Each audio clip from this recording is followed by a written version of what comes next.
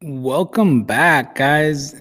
Welcome to another episode of Sports Talk Live. This week is episode number 13, the day before Halloween. You hear me, Coach? Yes, I can hear you loud and clear. How are you doing, Jacob? I can't hear you. You can't hear me? Uh-oh.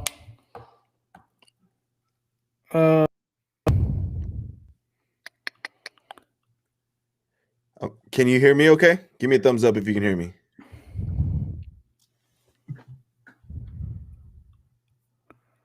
Why can't I hear you? I'm wondering if it's on my end, but give me 1 second here. I think it's me. Can you hear me? Hello?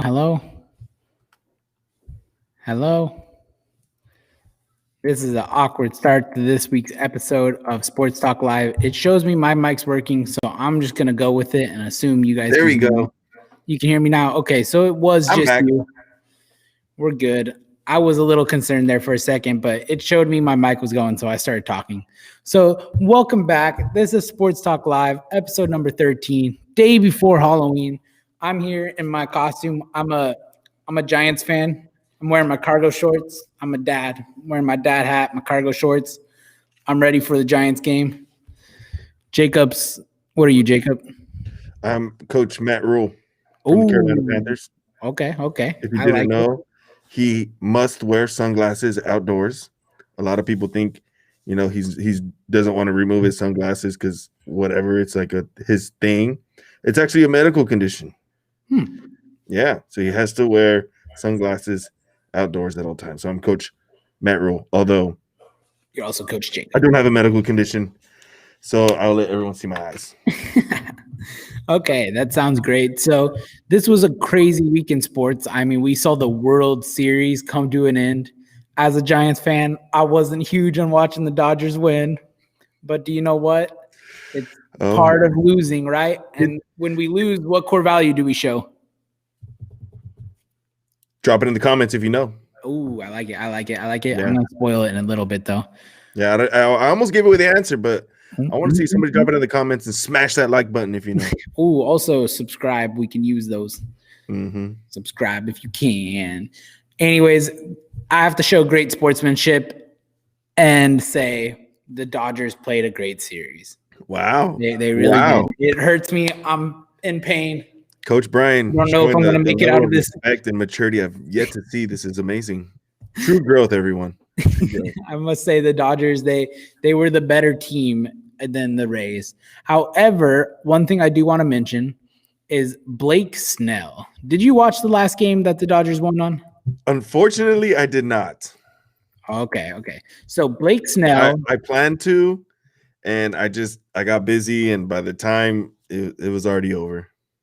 Okay, so do you know who Blake Snell is? I do. Okay, so Blake Snell is a pitcher for the Tampa Bay Rays. He's been a good pitcher for a while, right? Oh, I clicked on the wrong series. I'm trying to pull up the box score so I can make sure I have my facts right. I don't want to be misquoting myself out here. So Blake Snell, been a really good pitcher. He didn't really have his normal year this year, but part of that was due to the short off season, and he just didn't feel healthy most of the season. Well, in the playoffs, Blake Snell really hit his stride. And one of the games the Rays won was the game he pitched earlier in the series against the Dodgers. So flash forward to game 6. The Rays have a 1-0 lead. Blake Snell is absolutely dealing. And I mean dealing in the sense through 5 innings, he had 9 strikeouts. Mm-hmm. The Dodgers couldn't touch him. He was dominating the game. Yep. And he gives up a base hit. And his head coach pulls him from the game. So 5 1/3 innings in, the dominant Blake Snell gets pulled from the game. And part of the argument that I've seen on Twitter, for example, is that Blake Snell, or that's the Rays game plan, right? The Rays had the best bullpen in the league, so try getting our starter as long as they can go and then give it to the bullpen, right? Which, you know what? That's what got the Rays to the World Series, so you got to stick with it. And from that perspective, I understand. But I don't know. I know you don't have as much of a baseball mindset as I do per se, but if a player is dominating, how do you justify taking them out of the game? Yeah, it's tough. Usually you want to play your good players. What was their reasoning for taking them out? It's the way they do things all off season. They had the number one bullpen for most of the season, and they thought it was time to give the game to their bullpen. Yeah, I mean, It if it hasn't, it hadn't hurt them all season long, and that's what they were doing. That's what worked for them. I guess it makes sense to don't fix what isn't broke. Yeah, But and it was a very analytically driven decision, and the reason I say that because pitchers, their starting pitchers specifically, their third time through the order, batters tend to see them better. So the first time, it's the first time they've seen them for the day. Second time, they have that last at bat in their mind. When they're coming up the third time, they have the prior two last at bats in their mind. So generally, pitchers do a lot worse their third time through the order. Well, the Rays really are strong about that, and they tend to pull their starting pitcher a lot of times before the third time through the order. Hence why Snell got pulled before the third time through the order. And I mean, I'm a statistics guy. I'm majoring statistics in school. I want to do sports statistics, which is these analytics, which kind of in a sense told them to pull Blake Snell in that moment. But you have, to me, I think there's a human element to it that got forgotten, because when a pitcher is dominating like Blake Snell was, in the Dodgers' mind, they're thinking like, oh, snap, I can't hit off this dude. They're not going up to confidence, one of our core values. They're going up to the plate with no confidence right now because Blake Snell's up there absolutely dealing. So, I mean, as soon as he got pulled out of the game, conspiracies about this. As soon as Blake Snell got pulled out of the game, the Dodgers took the lead literally within the next two batters. Yep. So, and I think it was a confidence thing. The Dodgers saw Blake Snell got pulled, and they're like, okay, great. We couldn't hit this guy, but he's out of there. The next guy's in. Let's go hit. Yeah. So I think it reset the Dodgers' mindset, which let them go win. Granted, the person that got the hit is Mookie Betts, who is easily, without doubt, the second best player in MLB. That dude is so good. And I am of the camp that Mike Trout's the best player in baseball, and it's not close. I don't know. Mike Trout. See, the thing between the argument, let's go into Mookie Betts versus Mike Trout real quick. We have Mike Trout. Mike Trout, they're both Hall of Fame baseball players already, right? Nobody's arguing that. Mookie Betts, Mike Trout, they're both Hall of Famers. Mike Trout, a little bit better, or consistently a little bit better in all the stats. Mookie Betts has 2 World Series trophies. Mike Trout has 0. So people say Mookie Betts are better. Where do you sit on that? Someone who's a little bit better? Championships matter. I agree with you. But you have to think about the teams Mookie Betts has been on in the Boston Red Sox and the Los Angeles Dodgers. 2 of them. 2 teams with a ton of money and a ton of talent around him. And then Mike Trout and the Angels without a ton of talent around him. Baseball is not an individual sport. Basketball, LeBron can win a game by himself. Not entirely true. Not entirely true, but more so than baseball. One person can have a bigger impact in basketball than baseball, in my opinion. You can argue that. Mike Trout, as dominant as he is, he needs talent around him, which Mookie Betts has had talent around him when he won in Boston and now had. I mean, this Los Angeles Dodgers team had gone to the World Series twice without him. I'm not going to say, I mean, granted, you can make the argument Mookie Betts is the reason they won, because do you know what? The last 2 times they went without Mookie Betts, they lost. And this is not me knocking on Mookie Betts. Betts is the best player in the league. I love Mookie Betts. I think Mookie Betts is a great player. I mean, the name Mookie Betts, that's just such a good name. Not only is he the best player in the league, he has the coolest name. So he has a cool name. He has a better name than Mike Trout, but Mike Trout's the best player in the league. Mike Trout's kind of boring. Mike Trout's the best player in the league. Mookie Betts. Moving on. Oh, so before I get into my football discussion, any other sports you want to bring up? No, we're just excited to still we talked a little bit about basketball last time and how we were excited for the upcoming draft and there's still been quite a lot of controversy and talk about what the Warriors are going to do with their draft pick. So I'm interested to see what's really going to happen. There's a lot of people are hoping that Giannis ends up on the team. There's a lot of people hoping that we draft Wiseman. There's a lot of people hoping that we draft LaMelo Ball. Who knows? I think it all going to depend on. When is the NBA draft? Oh man, we just mentioned it in the last episode, but it is in November. I believe it was on. I can't even remember the Yeah, let me look it up. the NBA date, but I draft believe it was on the 12th. But 18th. So it's coming up. yeah, We're about 2.5, 3 weeks away. what date was it again? The November 18th. 18th. The 18th. Yeah, we're about 3 weeks away. We're getting close. There'd been quite a bit of like trade rumors going on with even Kelly Oubre. Those are recent ones going on with by him getting traded to Golden State. He has some interest there, so it's gonna be interesting moving forward. Obviously, there's not a whole lot to talk about now that the season's over, but really soon, in a few weeks, we're going to be talking, heavy NBA again, and kind of what we think about, predictions and moving on to next season, because it's going to be interesting. It's going to be interesting to see what happens. Like, when are they going to start the next season? That's going to be interesting, and how is that going to play out? Moving forward, I think it might take them a year or two to even catch up and get back to our normal timeline. Because it usually starts about right now, right? Say it again. Isn't the basketball season usually starting about this time of year? Yeah. So it definitely will be interesting how they choose to handle that. Definitely. There's a whole lot going on right now, but one of the main things is trade deadlines, and not deadlines, but trade seasons coming up as far as the off season, and especially with this draft coming, it's going to be huge, and it's going to be interesting to see where every team goes. Like, who are the Timberwolves going to draft number one? That I think is going to ultimately play. Well, it will ultimately depend on who they draft. Will depend on who the Warriors draft. Will depend on who the Timberwolves draft.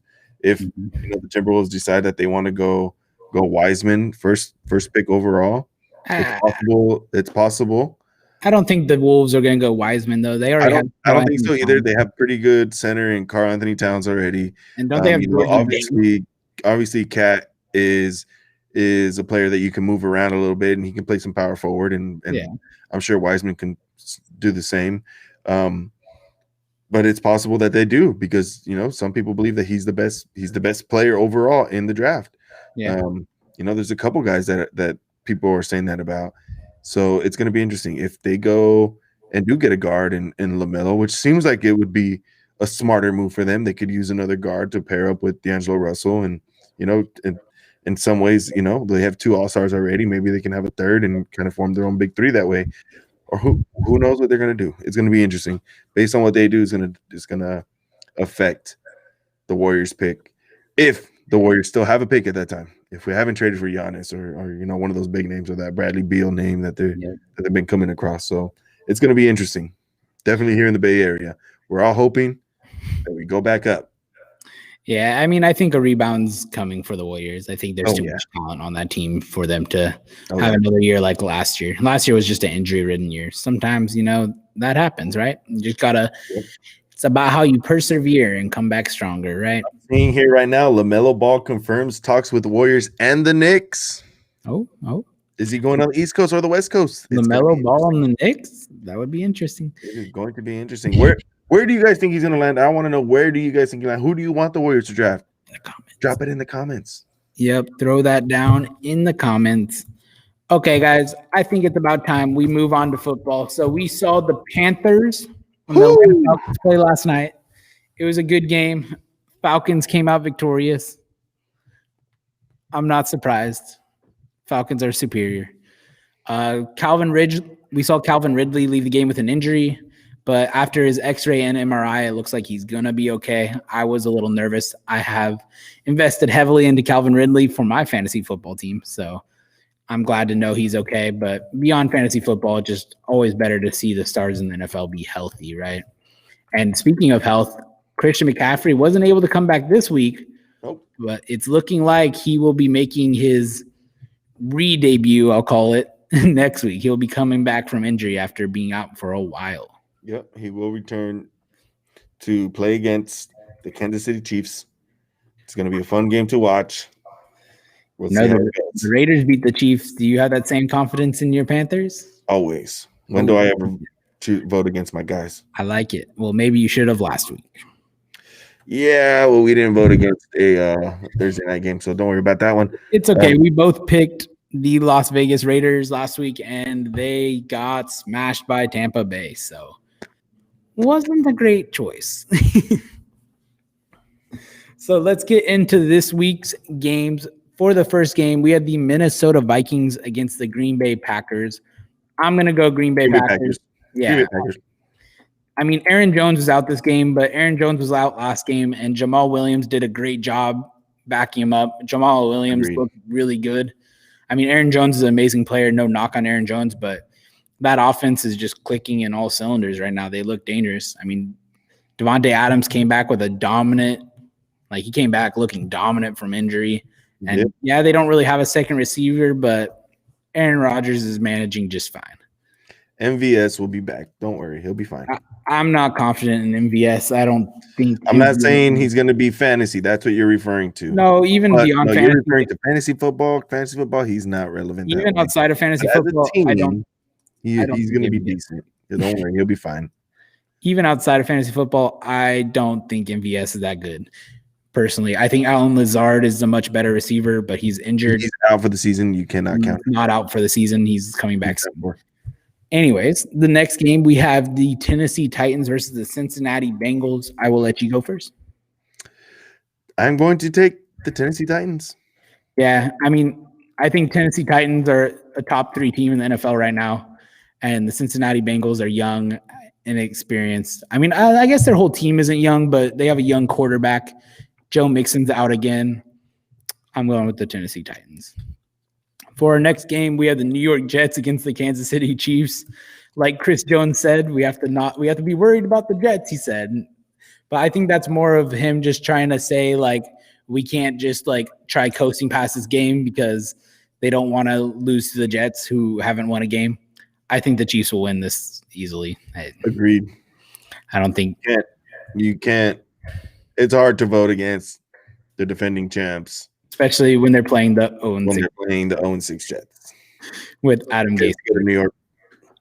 So the next game is the Indianapolis Colts against the Detroit Lions. I will let you take this one first. This one I'm going to take the Detroit Lions. Ooh. I was going to go Lions. We had the battle of the rookie running backs, Jonathan Taylor and DeAndre Swift. I think the Lions have the much better offense. I don't think Phillip Rivers is the same that he used to be. Matthew Stafford's looked pretty solid. I like DeAndre Swift. Jonathan Taylor's looked good, but hasn't really gotten enough carries. They need to be giving him the ball more. Colts do have the better defense. I'm going to go, I'm going to mix it up. I'm just going to take the opposite view. I'm going to go Colts. Even though I think the Detroit's the better team, I think the Colts might be able to pull this one out. I don't want to say that the Lions are a better team, but they recently just started showing up. If this was earlier on in the season, I definitely would have chose the Colts. But for right now, it doesn't seem like they're clicking very well offensively. The Colts, anyways, they're not clicking very well offensively. No, they need to give the ball to Jonathan Taylor. He's obviously the best part of their offense right now. Yeah. So they need to build off of him and open up the passing game that way. But if they can't do that, it's a no-go.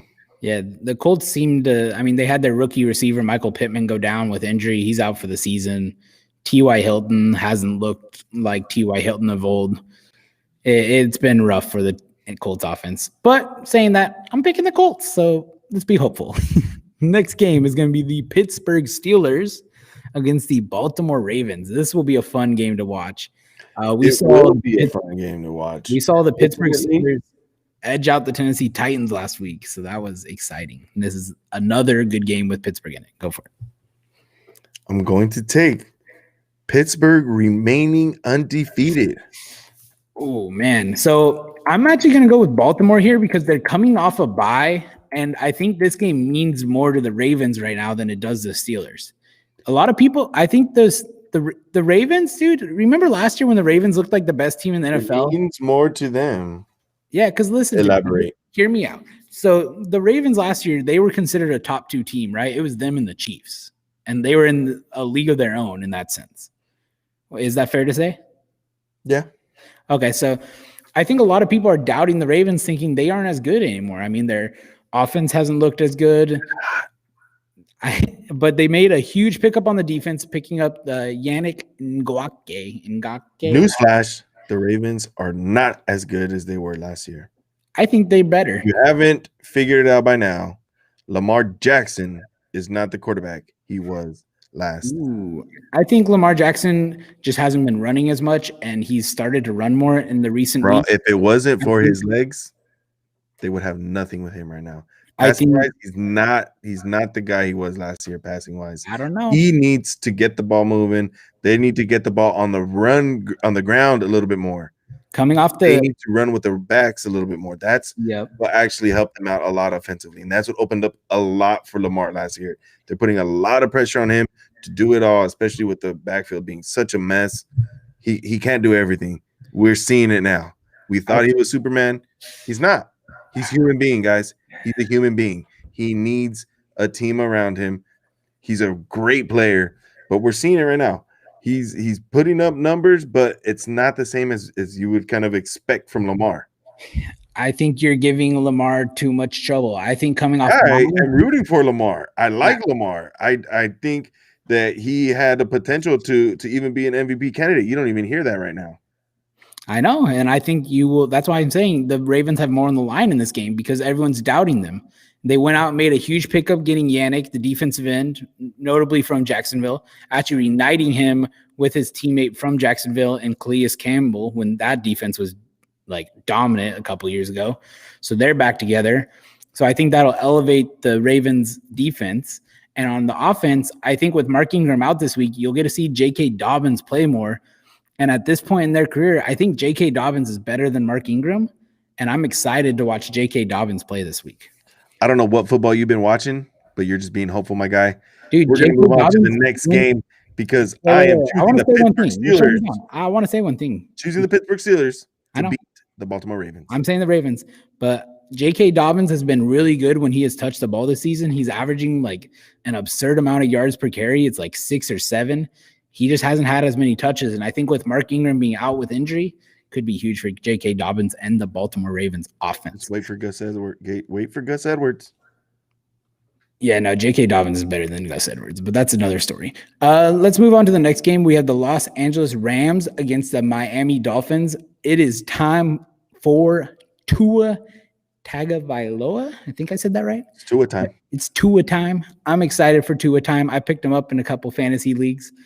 I'm excited to see what he does. This is probably not. I don't know how to think. You know, if you're a team that has to pick up Tua in your fantasy league, you must be quarterback needy right now. To be fair, the league I picked him up in is a super flex league. So you start 2 quarterbacks, and it's a 12-man league. So there's a very high, like there's not many quarterbacks.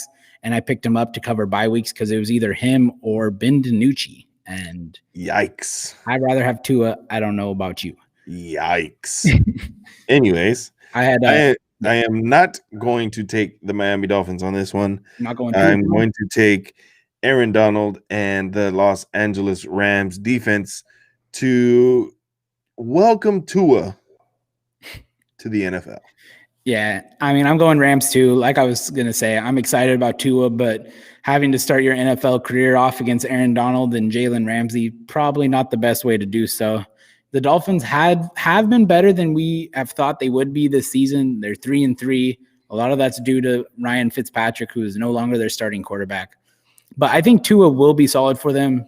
Just he might even have a good game this week. That Rams team's a solid team. I think they've kind of been underperforming what we think about them. And I think we'll see why this week. Now I am rooting for Tua, though. Same. I want to see Tua do good. I love watching Tua. I am quarterback needy in one of my fantasy football leagues, and I did pick him up. See, you're trashing on me for picking him up. Oh no, that's not trashing. That is stating the facts. I'm dead. Okay. We're both quarterback needy, so we did it. Our next game, we have the New England Patriots against the Buffalo Bills. Speaking of a player who we thought was Superman, not looking like Superman, Super Cam has not looked so super these past couple weeks. He's just a little sick still. That's all. He's recovering. Still a little sick. He's recovering. He'll be back. Don't worry. But I am going to take the Buffalo Bills, and I will confidently bench every Patriot player that I have on every single fantasy football league that I own, on every team that I manage, and make sure that they are either cut or benched permanently. I dropped Cam Newton from my fantasy team this week. As did I. Yeah, And as I you know, dropped my him team is named after him, so that was a tough pull. Yeah, you're a huge Cam Newton fan, but to put it softly, the New England Patriots have looked horrible. They do not look like the New England Patriots of old. They don't even look like the New England Patriots from the first 3 weeks. Like they just look like a completely different team. It does not look pretty. I'm going Buffalo Bills here. Yeah, I'm not. I picked up Carson Wentz over Cam Newton. So, yeah. Next game is my Las Vegas Raiders, who got absolutely beaten on last week by the Tampa Bay Bucks against the Cleveland Browns, the OBJ-less Cleveland Browns. But the weird thing to mention here is once OBJ went down, Baker Mayfield went on to throw 5 touchdowns. So I want to propose a question to you. Do you think Baker's better off without OBJ? Is he better off without OBJ? I don't want to say he's better off without Is the OBJ, offense better off then? but I think there was a lot of pressure that they might have been going under to get OBJ the ball because he is their star guy. And, Nick Chubb went down and, everyone expects Kareem Hunt to just be the Kareem Hunt that he used to be and start, doing everything we're showing. He's had some glimpses of that, but, he's not that full. He's not the same guy as he was. Let's be honest. He's doing a good job filling in the role, but, they do need to. It's going to be interesting because now he didn't have that pressure to just give the ball to OBJ. He was able to kind of feel like maybe he's being himself and give it everywhere else, or maybe the offensive coordinator allowed Baker to not maybe necessarily have to target OBJ as much. I don't know. It's gonna be interesting to see. I think this week is where we'll actually figure that out. If Jarvis Landry can put something together. And who's the replacement? Rashad Higgins. If he can do something as well, if it can be a mix of both of them. Something to note for this game. One of those receivers necessarily to be flat out dominant. It should be kind of an even, mix. They have weapons. They do have weapons offensively. So it's going to be interesting to see. This is going to be the week to know if they're going to be truly better off without him. There's something I want to note before you make your pick on which team. There is weather concerns for this game of 30 to 40 mile per hour sustained winds, which means they're not going to be gusts. They're just going to be constant. So throwing the ball may be very ineffective this game. So knowing it's going to be a running only game, does that change your outlook on who wins? Oh, man. Because like you were saying, I think Kareem Hunt's a solid running back, but I think at this point in his career, he's a better change of pace back than he is agreed 3-down running back. So I think as a 3-down running back behind Nick Chubb, we saw him play phenomenal. And now I don't want to say he's bad because he hasn't been bad. He just hasn't been the Kareem Hunt that we saw in the Chiefs. Mm-hmm. So it'll be interesting how they do. I think almost Baker Mayfield last week looked like he was more free without OBJ. Like he wasn't, instead of having plays that he had to go to OBJ on, it was kind of like find the open man. And I think he looked a lot better last week. Who knows if he can keep that up without Baker Mayfield? I'm taking the Raiders. I'm biased. I think Josh Jacobs and the Raiders offensive line can totally dominate in a run-focused game. So that's what I'm going to go with. I think Derek Carr has better touch accuracy in the short range, which will be important because you will have to throw the ball in short range with this wind. I am still going to take, I shouldn't say still, but I'm going to take Cleveland Browns. Okay. I take the Cleveland Browns. Last time we said the same thing. I think the Raiders can dominate. Look what they did. They let us both down. Yeah, that was a rough game. I don't want to talk about that game. Okay, let's move on to the loss. And no matter what you say about the Browns, they're still 5-2. True that. They are a solid team, which 5-2 with the Browns with how Baker's played makes no sense. But anyway, it does not. It shows. Anyways, we had the Los Angeles Chargers versus Denver. Let me check if this game's in Denver because I think it is. So we saw snow at the game in Denver last week. It is in Denver.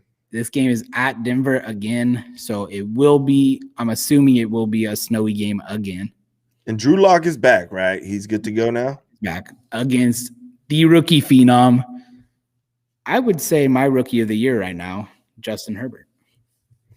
Yeah, it's going to be interesting. It's going to be an interesting season for rookie quarterbacks and rookie players right now, I should say. Mhm. But for this one, both teams are 2-4.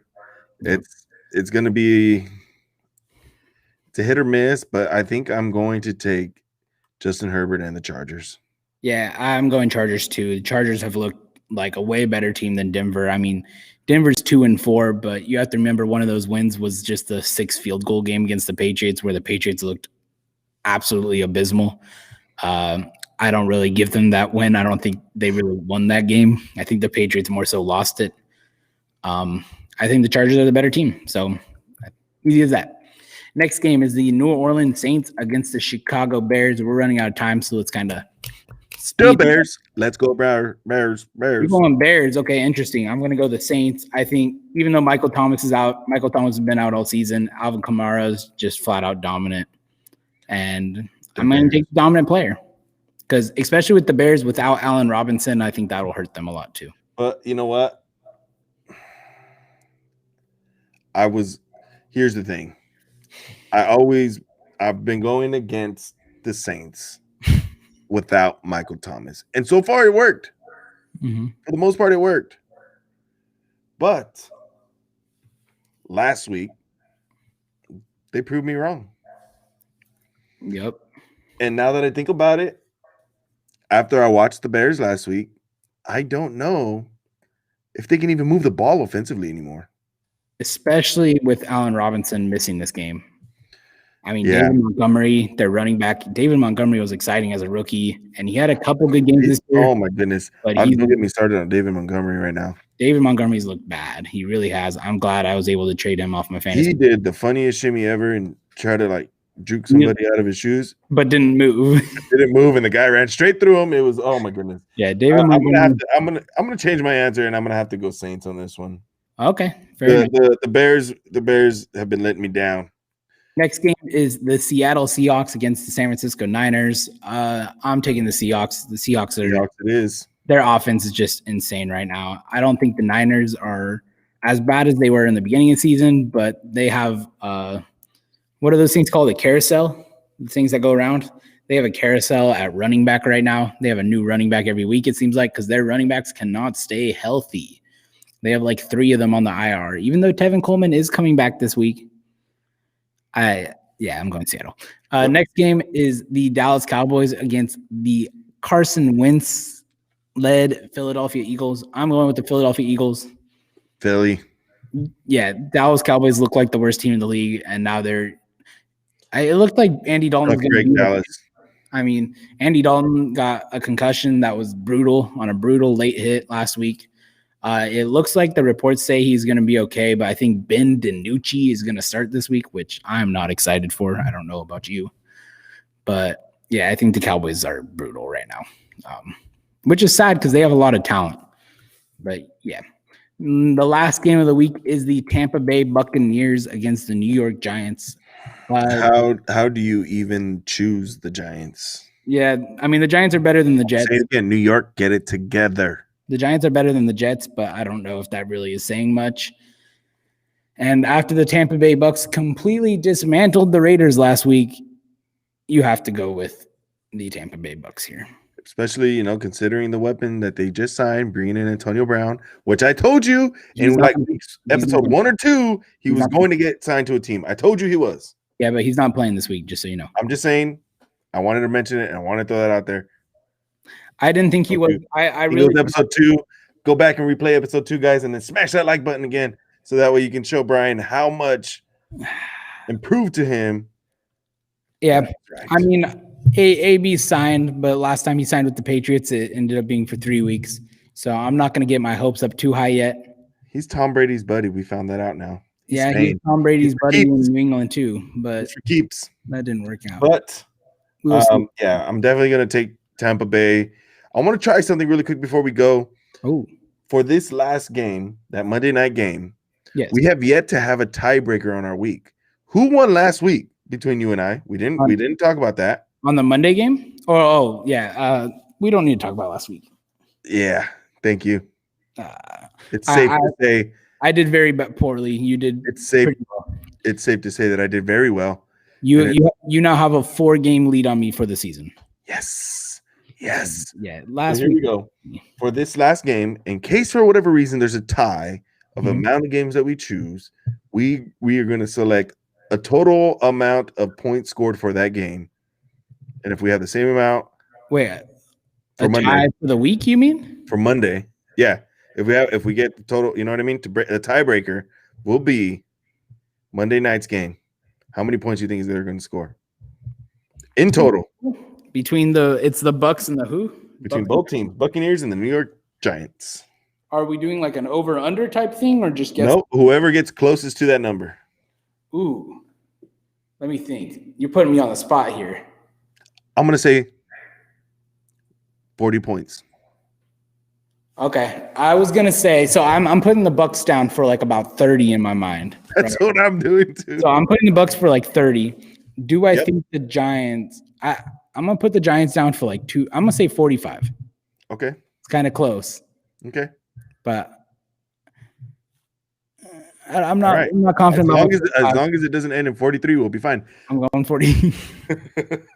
I'm saying 44.9. So if it is exactly 43, I get it. You can't get a 0.9, my guy.